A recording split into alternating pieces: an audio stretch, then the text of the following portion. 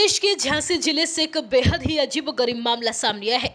यहाँ के एक गांव में घर सजा हुआ था। द्वार पर रोशनी का इंतजाम था, डीजे बज रहा था, खाने के लिए सब्जी पूरी तैयार की जा रही थी, दुल्हन मंडप में बैठी थी और बस बारात का इंतजार था। लेकिन बारात से पहले दो अन्य महिलाएं पहुंच गई और दोनों महिलाओं ने यह कहना शुरू कर दिया कि जो दूल्हा बारात लेकर आने वाला है वह पहले से ही हम दोनों से शादी कर चुका है। दो पत्नी होने के बावजूद वह तीसरी शादी करने की तैयारी में है। ये सुनते ही दुल्हन के परिजन के पैरों तले से जमीन निकल गई और दुल्हन के परिवार ने शादी करने से इनकार कर दिया। ये बात आरोपी दूल्हे को भी पता चली तो वह बारात लेकर ही नहीं आया। उधर दुल्हन के परिजनों ने महज 3 घंटे में ही दूसरे लड़के की तलाश की और धूमधाम से अपनी बेटी की शादी करा दी। दरअसल ये पूरा मामला समथर थाना क्षेत्र के बसाबोई गांव का है।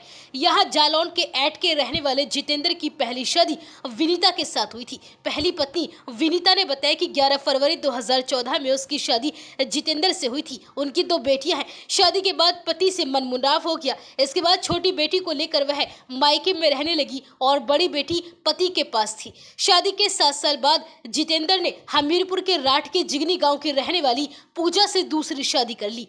पूजा ने बताया कि मेरा जब जितेंद्र से रिश्ता पक्का हुआ था तो उसने बताया कि मेरी पहली पत्नी की मौत हो चुकी है और हमारी बस एक बेटी है, इसलिए मैंने और परिवार ने रिश्ता तय कर लिया था और मेरी भी एक छोटी बच्ची है। पति से विवाद होने के बाद मैं अपनी बेटी को लेकर मायके चली गई थी और वहीं रह रही थी। विनीता और पूजा का कहना है कि कुछ दिनों पहले हमें मोहल्ले वालों ने बताया कि जितेंद्र तीसरी शादी करने जा रहा है। हमने छानबीन की तो पता चला कि शादी झांसी के समथर थाना क्षेत्र के बसाबोई गांव में विनय कुमार की बेटी से होने जा रही है। सभी रस्में पूरी हो चुकी हैं और 24 मई को बारात जानी है। हमने उरई एसपी को इस मामले की शिकायत दी और 24 मई को बारात रवाना होने वाली थी। तब हम दोनों समथर थाने गए और पुलिस को पूरी बात बताई। पुलिस हमारे साथ बसाबोई गांव पहुंची और वहां शादी की पूरी तैयारियां हो चुकी थी। दुल्हन भी तैयार बैठी थी, बस बारात के आने का इंतजार हो रहा था। हमने उनको जितेंद्र की 2 शादी होने की सच्चाई बता दी। तब परिवार ने खुद ही